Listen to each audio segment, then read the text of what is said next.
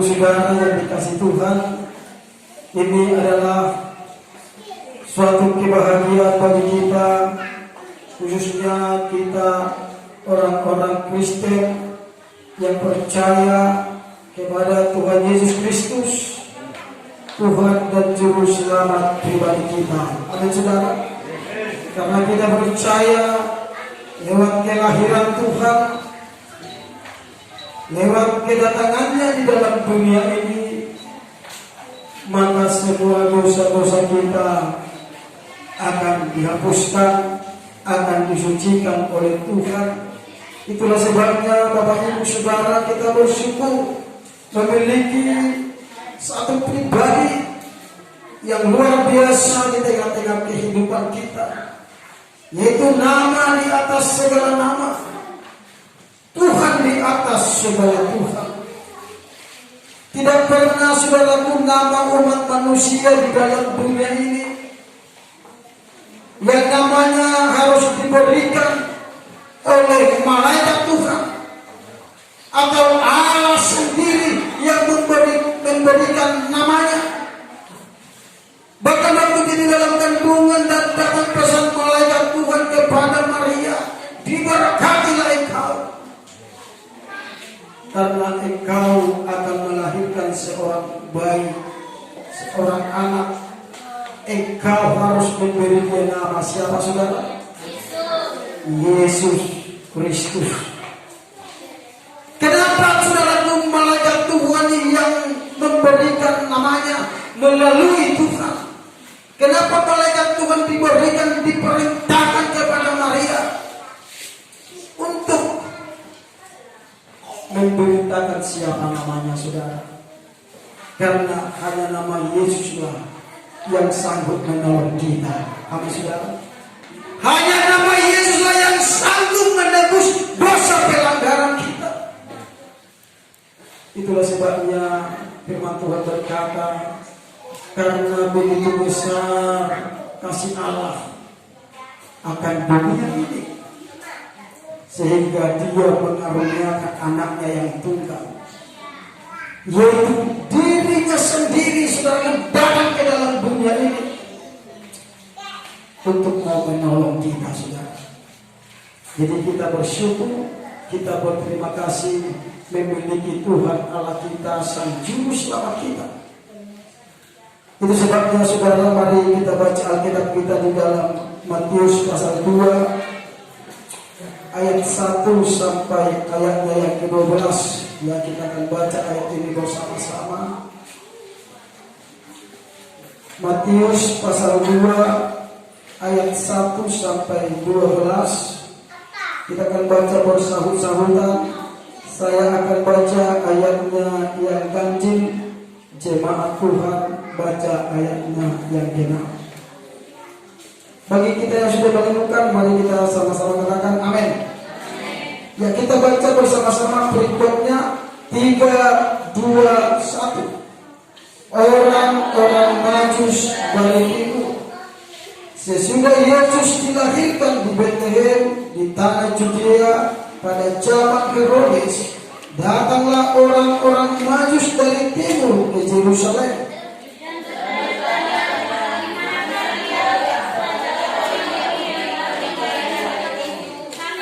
Luar biasanya saudaraku kelahiran Tuhan kita Yesus Kristus, dan yang membuat kita sangat kagum saudara. Yang pertama sekali yang mengetahui keberadaan Tuhan Yesus Kristus lahir bukanlah orang asli orang Yahudi, bukanlah orang asli orang Israel, tetapi firman Tuhan mencatat yang mengetahui kelahiran Tuhan kita Yesus Kristus justru dari negara lain,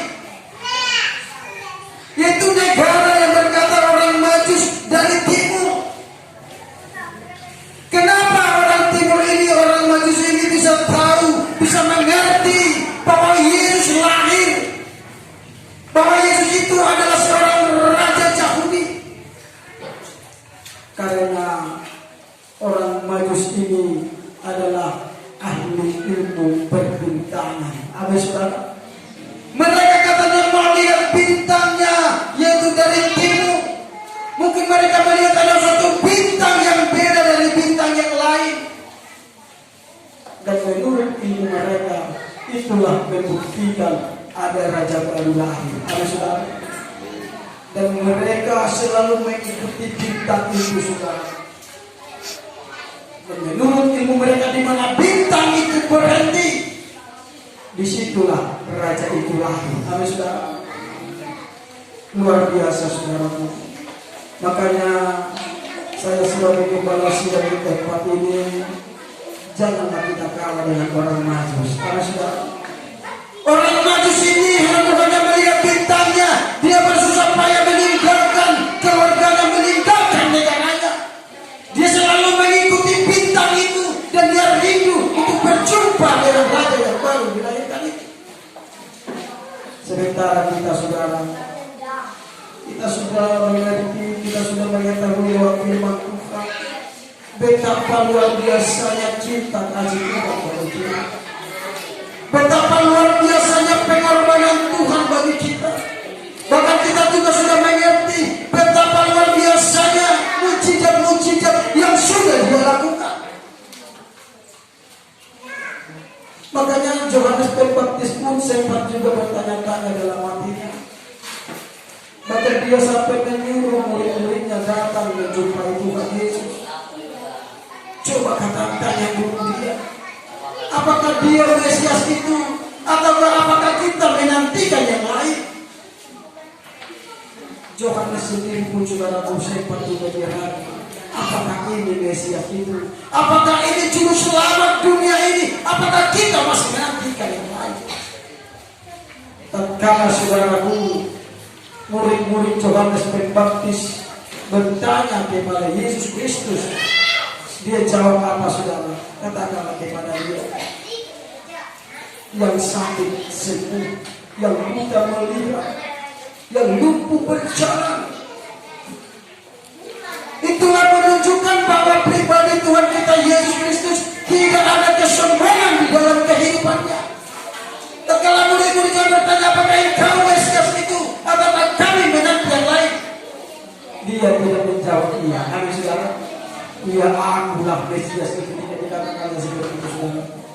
Tapi dia katakan, lihat, yang buta bisa melihat, yang lumpuh bisa berjalan, bahkan yang mati sekalipun bisa bangkit dari kematian. Yaitu Lazarus. Dengan satu kali dipanggil, dia sudah langsung keluar, saudara. Itulah menunjukkan bahwa memang benar-benar Tuhan kita Yesus Kristus itulah Sang Juru Selamat kehidupan kita. Amin, saudara. Kenapa dikatakan Dia Sang Juru Selamat kita, saudara? Tanpa Dia, dosa-dosa kita tidak akan bisa ada yang mengampuni, saudara. Tanpa Dia,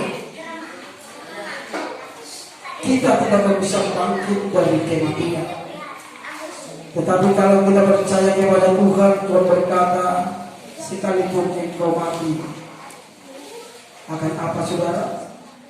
Akan bangkit kembali. Jadi itulah betapa luar biasanya Tuhan bagi kita. Kita sudah mengerti, kita sudah tahu. Tetapi yang luar biasa di dalam ayat ini, saudaraku, orang Majus ini belum dia tahu siapa dia. Amin, saudara. Belum pernah dia melihat keajaiban-keajaiban dilakukan oleh Tuhan kita Yesus Kristus. Dia hanya tahu ilmu pembintangan itu menunjukkan ada raja baru lahir. Ya. Maka dikatakan dalam ayat 1, sesudah Yesus dilahirkan di Betlehem di tanah Judea pada zaman Raja Herodes, datanglah orang-orang Majus dari timur ke Yerusalem dan bertanya-tanya, di manakah dia raja Yahudi yang baru dilahirkan itu? Kami telah melihat bintangnya di timur dan kami datang untuk menyembah dia. Luar biasanya sekarang iman orang Majus ini. Belum dia tahu bagaimana pribadi Tuhan kita Yesus Kristus. Jauh-jauh dia datang mau menyembahnya, saudara. Dia ikuti bintang itu terus. Lalu dikatakan dalam ayat ini, ketika Raja Herodes mendengar hal itu, terkejutlah ia beserta seluruh Yerusalem. Bayangkan, Raja Herodes seluruh Yerusalem terkejut. tidak tahu tentang kelahirannya. Padahal sudah dinubuatkan oleh para nabi sebelumnya.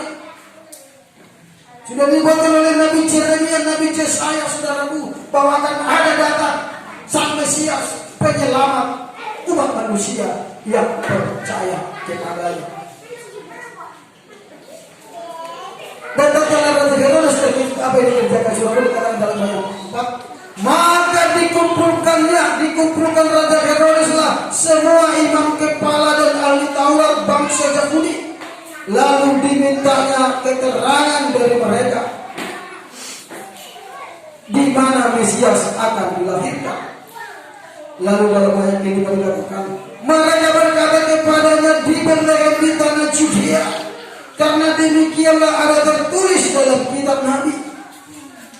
Dan dalam ayat 6, dan engkau Betlehem tanah Yehuda, engkau sekali-kali bukanlah yang terkecil di antara mereka yang memerintah Yehuda, karena daripadamulah akan bangkit seorang pemimpin yang akan mengembalakan umatku Israel. Jadi Betlehem ini juga adalah termasuk kota kecil, saudaraku. Ya, sehingga raja pun tidak tahu di mana itu Betlehem. Makanya dikumpulkanlah para imam dan juga orang-orang ahli Taurat, sehingga dia diberitahukan bahwa di Bethlehemlah menurut kitab para nabi Yesus Kristus akan dilahirkan. Amin, saudara. Amin. Tetapi ahli Taurat tidak tahu dia sudah lahir. Makanya saudaraku yang dikasihi Tuhan, tatkala Raja Herodes mendengar tentang kelahiran Tuhan Yesus Kristus, apa yang ada di dalam hatinya, saudaraku? Dia merasa terganggu, saudara. Tatkala dia mendengarkan dari orang Majus bahwa Yesus Raja baru akan dilahirkan,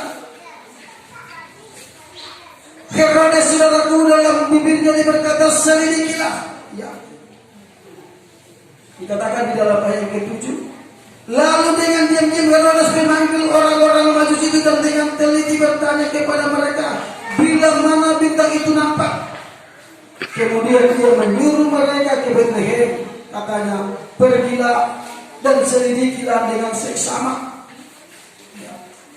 Pergilah dan selidikilah dengan seksama hal-hal mengenai anak itu. Dan segera sesudah kami menemukan dia, kabarkanlah kepadaku supaya aku pun datang menyembah dia. Jadi Raja Herodes berkata, saudaraku, selidiki dan setelah kau berjumpa dengan raja yang baru lahir itu, beritahu kepada saya supaya saya pun menyembah dia, kata Herodes. Tetapi di dalam hatinya, apakah benar Raja Herodes ingin menyembah dia? Apakah Raja Herodes benar-benar ingin menyembah Tuhan kita Yesus Kristus? Benar apa salah, saudara? Salah. Amin, saudara. Di dalam Raja Herodes, saudara, kami mendengar ada raja baru lahir. Dia merasa terganggu, saudara. Dia merasa, saudaraku, kerajaannya ada saingan. Lalu dia menjadi orang yang sangat ganas di dalam Alkitab. Bayi yang seumuran dengan Tuhan Yesus dibawa, bayi-bayi yang tidak bersalah, disuruh dibunuh, saudaraku, sama Herodes. Ya. Jadi makanya, saudaraku, dalam hidup ini jangan terlalu mengandalkan pikiran. Amin, saudara. Tuhan Yesus adalah orang yang baik, menolong kita, menyelamatkan kita. Tetapi Herodes merasa dia disaingi. Untuk apa Tuhan Yesus kerajaannya itu? Amin, saudara. Apalah kerajaannya dibanding kerajaan dia yang kekal selama-lamanya di dalam surga. Tetapi itulah manusia, saudaraku, yang dikasihi Tuhan. Selalu ada roh iri, roh cemburu, roh dengki, saudaraku, dalam kehidupan kita sebagai umat manusia. Tetapi saudara, Tuhan Yesus datang ke dalam dunia bukan memberi kehidupan orang-orang pejabat-pejabat dunia ini, tetapi mau memberikan kedamaian, mau memberikan sukacita, kekekalan dalam kehidupan kita, mau mengangkat kita dari kematian kepada kehidupan, mau menebus segala dosa-dosa dan pelanggaran kita. Karena hanya Dia yang sanggup untuk menebus kita. Itulah sebabnya Dia juga rela mati di kayu salib, supaya lewat pengorbanannya, lewat darahnya yang kudus, kita disucikan, kita diselamatkan oleh Tuhan.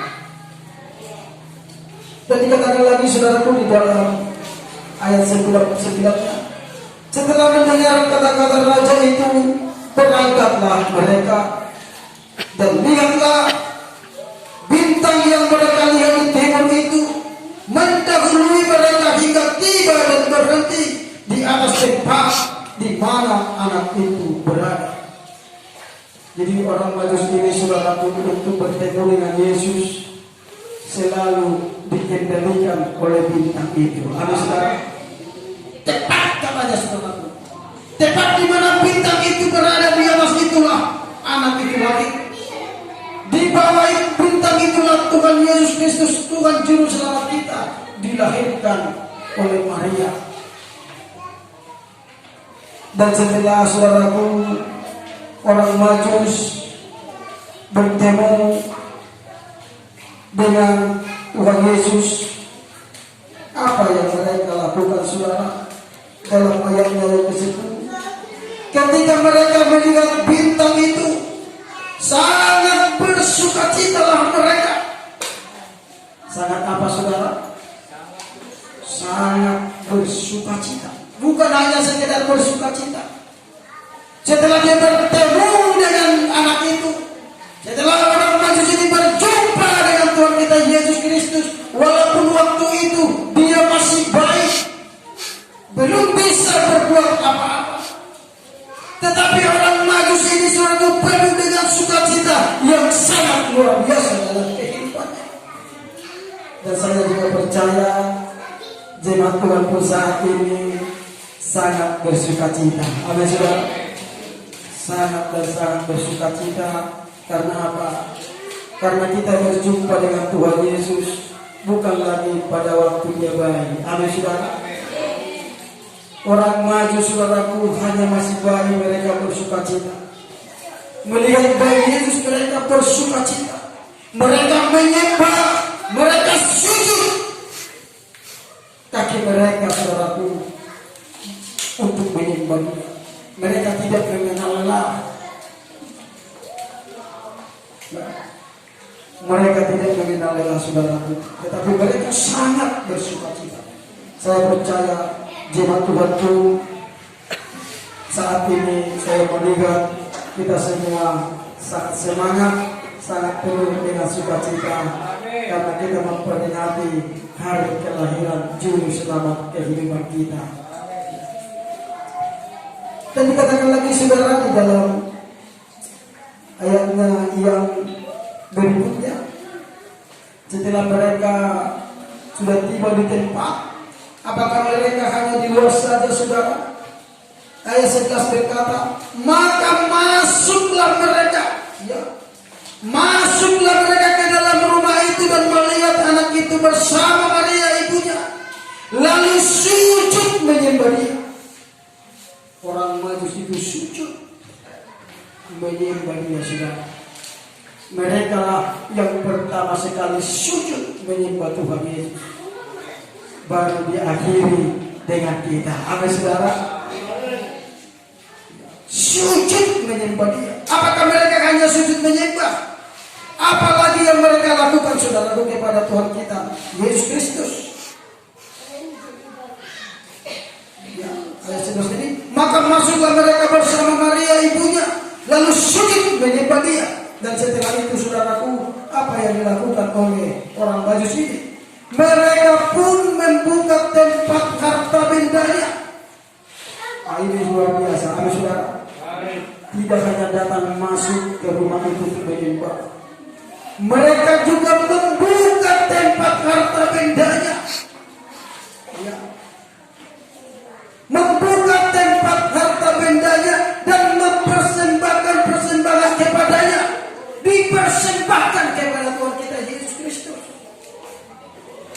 Jadi saudaraku yang dikasih Tuhan, tidak ada yang mengkhotbah orang Majusi. Ya saudara, tidak ada yang mengajar mereka, baik Tuhan kita Yesus Kristus lahir, bawa persembahanmu. Tidak diajar saudaraku. Tetapi mereka tahu kalau ada raja lahir harus diberikan persembahan. Amin saudara. Diberikan persembahan. Apa persembahannya saudara? Ya boleh semua membacakan. Persembahannya emas, kemenyan dan nur. Iya. Membuka harta bendanya dan mempersembahkan persembahan kepadanya, yaitu emas, kemenyan dan nur. Berarti boleh kita katakan juga orang Majus ini bukanlah orang biasa. Amin saudara. Orang Majus ini bukanlah orang miskin saudara. Orang Majus ini bisa juga kita katakan adalah orang kaya saudara. Orang kaya yang tidak sombong. Amin saudara. Dia datang mempersembahkan, dia buka harta bendanya, dia berikan emas, dia berikan kemenyan, itu dalam minyak yang mahal saudara, dan diberikan kepada bayi Tuhan Yesus, disembah. Dan saya percaya, sampai saat ini saya percaya keturunan orang-orang Majus ini pasti dipelihara Tuhan. Amin saudara. Saya percaya keturunan orang-orang Majus ini pasti dipelihara Tuhan. Dan saya tidak tahu sudah keberadaan mereka ini, keluarganya di mana. Tetapi firman Tuhan berkata, mereka adalah bangsa timur, bukan bangsa Israel saudara. Itulah sebabnya saudaraku yang dikasih Tuhan, kita juga kalau memang kita cinta Tuhan, marilah kita belajar juga saudaraku, tatkala menyembah Tuhan, apalagi Natal, karena saudara, marilah kita belajar memberi yang terbaik untuk Tuhan. Amin saudara, memberi yang terbaik untuk Tuhan. Apa yang terbaik, mari kita berikan. Kita buka tempat harta benda kita berikan yang terbaik kepada Tuhan. Karena apa saudara? Ini ditulis supaya jemaat juga bisa mengerti memberi terbaik kepada Tuhan. Amin saudara. Ini ditulis adalah supaya bisa diajarkan dalam kala kita memberi yang terbaik kepada Tuhan, pasti juga Tuhan memberi yang terbaik kepada kita. Sedangkan kepada teman kita saja kita beri yang terbaik saudaraku, pasti dia akan juga memberi terbaik kepada kita dan menghargai kita saudara. Dan juga saudara, ya kalau orang Majus bisa langsung diberi kepada bayi Tuhan Yesus, saudara, karena masih ada di hadapan mereka. Tetapi saat ini saudaraku, jemaat Tuhan, apakah bisa langsung memberi kepada Tuhan Yesus lagi saudara? Tidak bisa lagi, ya saudara. Tapi diberilah melalui yaitu hambanya. Amin saudara. Berilah melalui gembalanya saudara, Bapak Gembala di tempat ini. Makanya saya juga bersyukur saudara, tadi malam kan kita merayakan Natal, saya juga ada yang memberi hadiah. Amin saudara. Ada jemaat sudah berjemaat yang memberi hadiah kepada saya, dan ada juga yang di luar jemaat. Begitu kita saudaraku pulang dari tempat ini, ada di luar jemaat datang menyalam saya saudaraku dan memberikan bungkusan. Selamat Natal Pak Gembala Amang. Ini kado Natal saya bagi Amang, katanya sudah bagi Bapak Gembala di sini. Ya, jadi kalau ada juga jemaat Tuhan yang ingin juga memberi kado Natal kepada Tuhan melalui Gembala sini di tempat ini juga masih bisa. Hari saudara. Ya tadi malam ada sudah diberkati, biarlah kita berdoa Tuhan memberkati, Tuhan menolong, Tuhan memberi yang terbaik. Amin saudara. Ya. Seperti orang Majus ini saudara, seperti orang Majus saya percaya sekali bahwa keturunan orang Majus ini pasti diberkati Tuhan. Memang ada orang berkata Menurut peta Alkitab, orang Majus ini katanya adalah berasal dari Arab.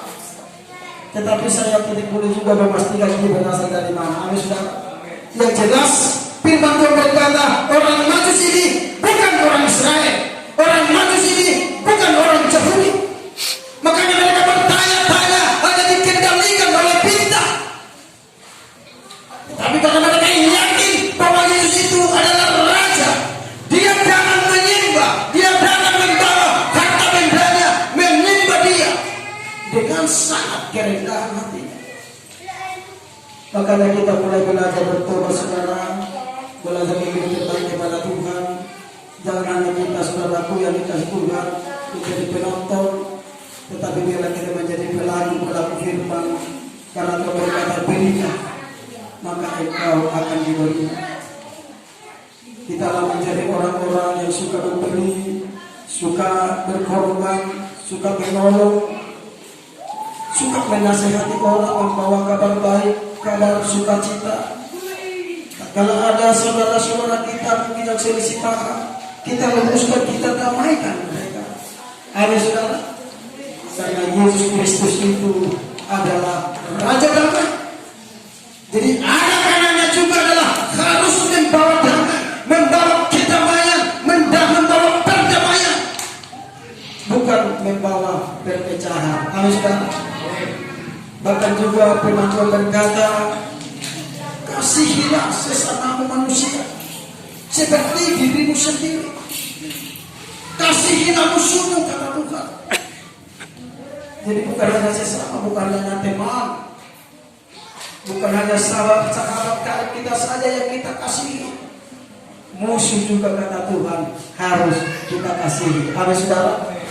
Kita kasihi mereka, kita tolong mereka, saudaraku, supaya Tuhan menolong kita, supaya damai mata mengalir dalam hidup kita, supaya sukacita yang dari Tuhan transfer dari dalam kehidupan kita kepada orang lain, sehingga orang lain akan melihat bahwa kita ini adalah orang-orang yang selalu melakukan kedamaian, yang selalu membawa kabar baik. Jadi kita tidak boleh membawa kabar buruk. Amin, saudara. Tahu kabar buruk, saudara, ya? Kabar yang belum jelas, yang sudah jelas aja pun tidak boleh kita bawa. Amin, saudara. Ya, nanti dibilang orang kita wartawan yang tidak bergaji. Amin, saudara. Ya, tetapi kita sudah pun membawa kabar baik supaya baik keadaan kita, saudara. Supaya kita semakin hari semakin ditolong Tuhan. Dan dikatakan lagi di dalam ayat yang ke-12, ya, dan karena diperingatkan dalam mimpi supaya jangan kembali kepada Herodes, maka pulanglah mereka ke negerinya melalui jalan lain.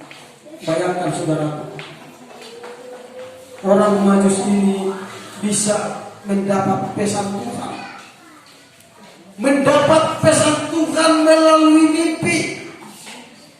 Karena tadi Raja Herodes berkata, kalau engkau berjumpa dengan dia, kasih tahu kepada saya supaya saya dapat menyembah dia.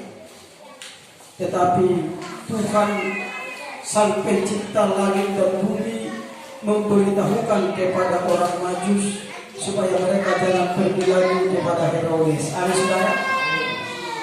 Sehingga mereka pulang dari jalan lain. Karena apa? Karena memang, saudaraku, ada niat jahat di dalam kehidupan Raja Herodes yang ingin membunuh bayi Tuhan Yesus. Sehingga, saudaraku, mereka diberikan Tuhan jangan kembali lagi kepada Herodes. Maka mereka pulang melalui negeri lain. Maka kalau saudara baca ini nanti di rumah sampai selesai, saudaraku, saudara akan tahu bagaimana hati daripada Herodes kepada Tuhan Yesus.